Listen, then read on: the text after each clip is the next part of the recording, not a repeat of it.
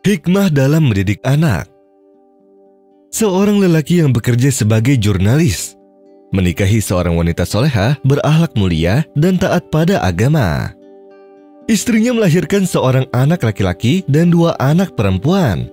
Dirinya mendidik mereka dengan sangat baik dan benar. Seiring berjalannya waktu, ia pun mengajarkan mereka Al-Quran dan hadis-hadis. Sedangkan sang ayah membacakan mereka beberapa syair dan kisah-kisah yang membuat mereka senang. Sang ayah juga hanya memberikan perhatian secukupnya kepada anak-anaknya dan tidak lebih dari itu. Hal ini membuat sang ibu merasa sedih karena kurangnya waktu sang ayah kepada anak-anaknya. Dan sang ibu selalu mengingatkannya dengan hadis Rasulullah Shallallahu Alaihi Wasallam. Sebaik-baik kalian adalah yang belajar Al-Quran dan mengajarkannya. Tetapi sang ayah masih kurang memperhatikan anak-anaknya karena kesibukannya. Ketika umur si anak yang paling besar sudah berusia 10 tahun, sang ibu pun meninggal dunia.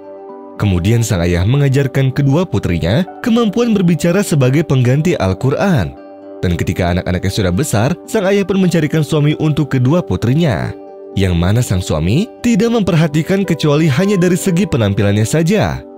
Dan walau tanpa ia senangi, ia pun mencarikan istri untuk putranya dari anak temannya sebagai wasiat dari istrinya sebelum meninggal, di mana anak temannya sedari kecil sering menghafal Al-Quran dan berakhlak baik. Alladzina amanu wa tatma'innu qulubuhum bidzikrillah.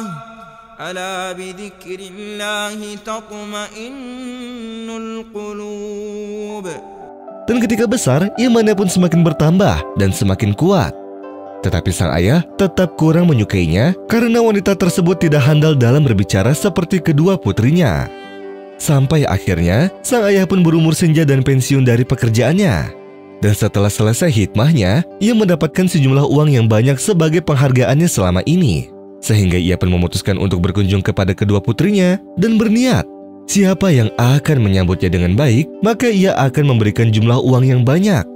Lalu sang ayah pun langsung bergegas keluar rumah pada pagi hari tanpa sarapan, sambil berkata dalam hatinya, "Aku ingin sekali makan di rumah kedua putriku sampai kenyang." Sang ayah pun harus menempuh perjalanan jarak jauh menuju rumah putri tertuanya, yang menyambutnya dan berkata dengan tutur kata yang lembut, sehingga membuat ayahnya bahagia. Tetapi sampai beberapa saat, sang ayah masih belum diberi jamuan makan atau buah-buahan. Sehingga sang ayah pun berpikir bahwa sang anak menyambutnya dengan merasa terbebani dan tidak merasa ikhlas, dan hanya manis dalam bertutur kata saja. Sehingga sang ayah pun tidak memberinya uang dan langsung pergi dari rumahnya. Ia lalu melanjutkan pergi ke rumah putrinya yang paling kecil, dan ketika ia melihat sang ayah, ia berkata dengan kalimat yang manis dan dengan lemah lembut. Ia juga berkata bahwa ia sedang mempersiapkan sarapan untuknya. Dan ketika sang ayah sudah merasa sangat lapar, ia pun langsung bergegas pergi ke dapur.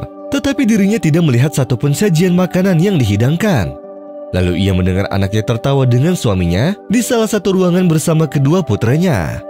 Sehingga sang ayah pun berpikir bahwa kedua putrinya tidak berbicara kecuali hanya omong kosong belaka. Dan hati mereka sudah sangat keras sekali.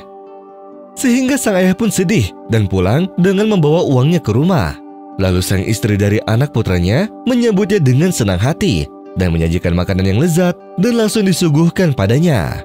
Sehingga sang ayah pun tersenyum dari lubuk hatinya untuk pertama kalinya pada istri dari putranya.